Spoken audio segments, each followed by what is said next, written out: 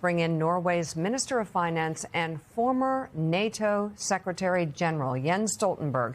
He's in Washington, D.C. for the spring meetings of the World Bank and the International Monetary Fund. And certainly some questions about the global economy will be coming your way. But first, I want to start at the beginning here as it pertains to NATO.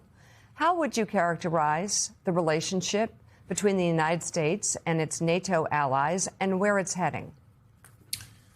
Well, of course, there are problems in that relationship. We have seen the criticism expressed very clearly by President Trump. At the same time, I strongly believe that we need an alliance between North America and Europe. It makes Europe safer, but it also helps to make the United States safer. Russia, China, they don't have anything like the U.S. has in NATO, more than 30 friends and allies. And the U.S. is big. It's 25% of the world economy. But together with NATO allies, we are together 50% of the world economy and 50% of the world's military might. So I believe it is in the national security interests of the United States to have friends and allies in NATO, and therefore I believe that NATO will prevail. Jonathan Lemire. Mr. Stoltenberg, the president overnight tweeted again, Truth Social, that he's saying that NATO is not there for us now. They won't be there for us down the road. We should take a moment to remind of course, those watching, that the one time Article 5 was invoked in the history of the alliance was to benefit the United States after September 11th. That, of course, NATO soldiers served in Middle Eastern wars. Many died helping the United States. But there are some in Europe that I speak to who have worried that NATO, though certainly it exists, it has been weakened already. That the sense is that it's, that Article 5 guarantee is its backbone. And that the president suddenly questioning it, whether saying that Europe won't involve or implying the United States won't honor that treaty. How concerned are you that this alliance already has been damaged by the last few months? Well, language and perception matters, so it is important not to talk in a way that undermines the deterrence of NATO. The purpose of NATO is actually not to wage war or to fight the war; it's to prevent the war. To make it absolutely clear in Moscow, in any other capital of a potential hostile nation, that if you attack one ally, that will be an attack on all allies. And by doing that, there will be no attack, because we are by far the strongest military force in the world. So undermining that deterrence, of course, increases the risk that someone will test us. And therefore it is important not only that we have a clear language, but also that we demonstrate by our presence, military presence, that we are together. And the good news is that when it comes to the exercises, the deployment, also European forces are on higher readiness and have more presence now than they have had in many, many years. Minister Stoltenberg, you've been at this quite some time, a long time. It's your life, it's your career.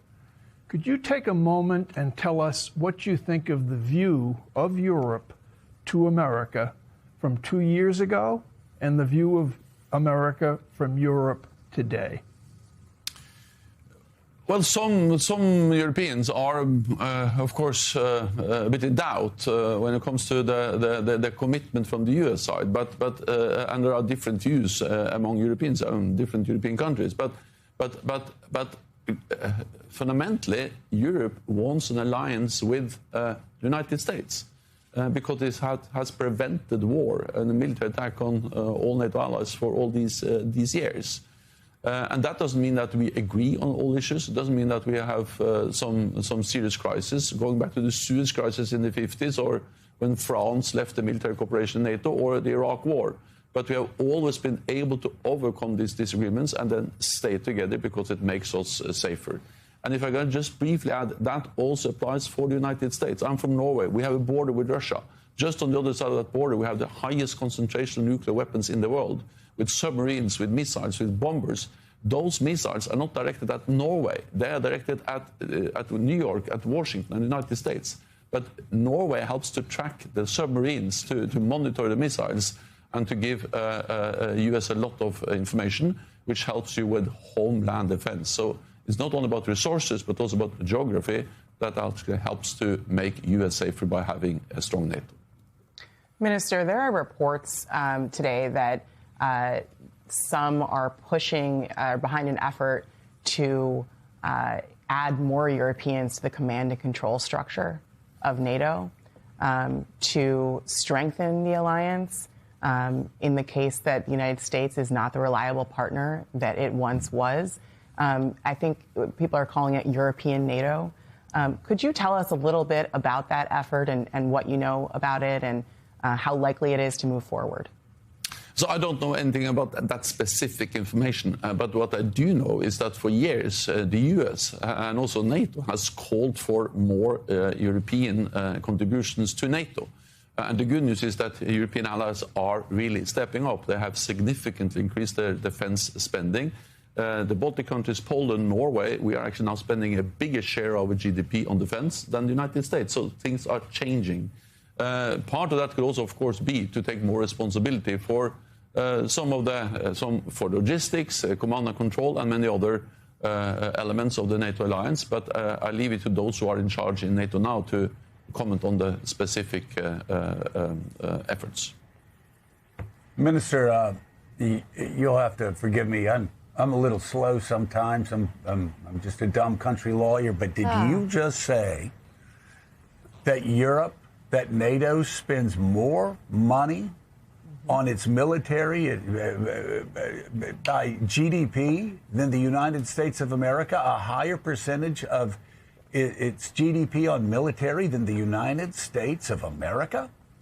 Yes, according to the official NATO figures, there are now. Sorry? There are now several. Yeah.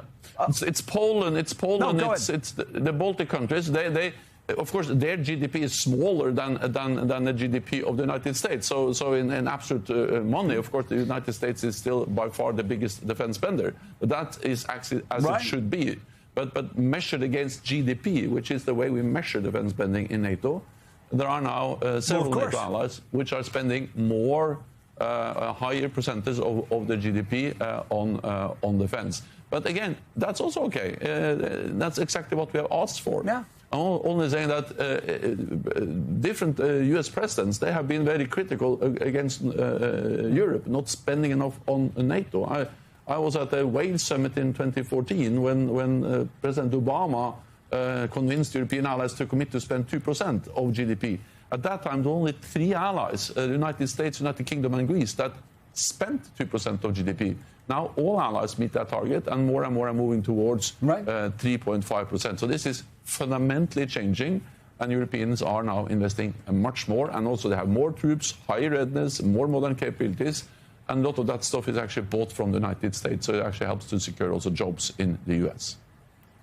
Yeah, it actually, Mike Barnicle, it helps jobs, helps people, working Americans with jobs in the United States. But a couple of things that need to be underlined here. One, again, you have Europe now moving toward 5% of their GDP. You've got countries, many countries in NATO spending more percentage-wise of their budget, percentage-wise, than the United States. You have, again, we've talked about it time and time again, so many NATO countries that answered the call when the United States was attacked on 9/11. You could go down all that list. I've got to say, though, again, what is so stupid about all of this is this split that has happened in large part because of Greenland.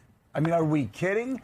Greenland, you have, and the minister brought it up, between the United States, and I talk about this all the time, between the United States and our European allies, we have GDP of half the world.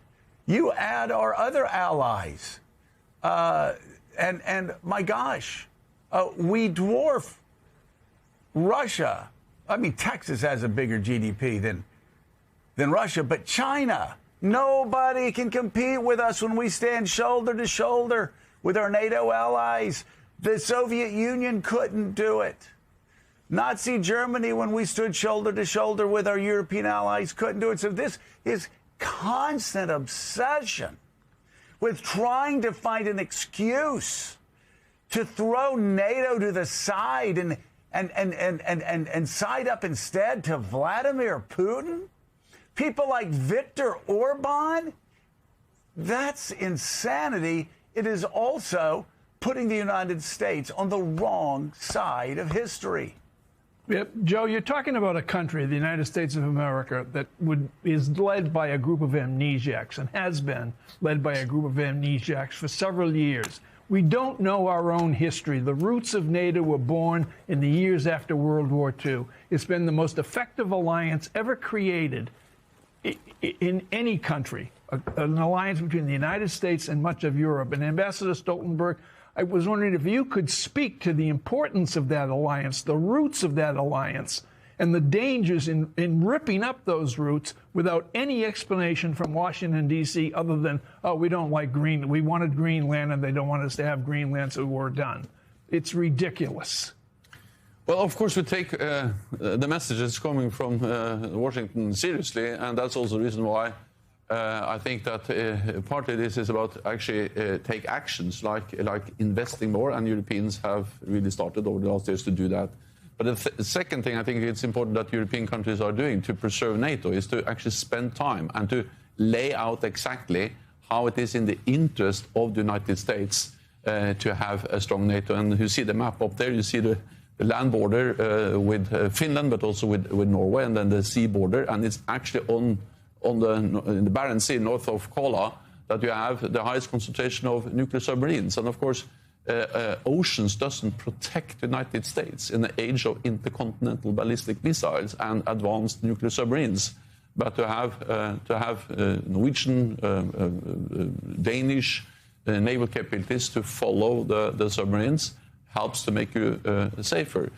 Just the last months, it has been exposed now. We had a very advanced operation to follow some extremely advanced Russian submarines, and they are designed to destroy the Atlantic cables, the undersea infrastructure.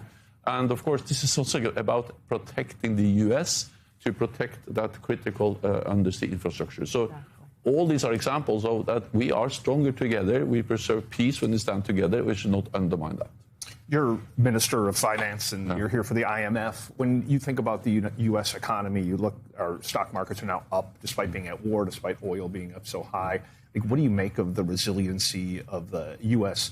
market, and how much of that do you think is irrational exuberance, irrational confidence?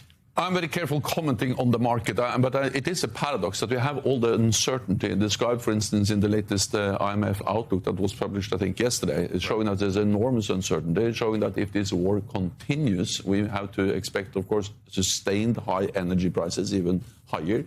We have to be prepared for increased inflation, for reduced growth. But so far, we haven't seen much of that reflected in the markets.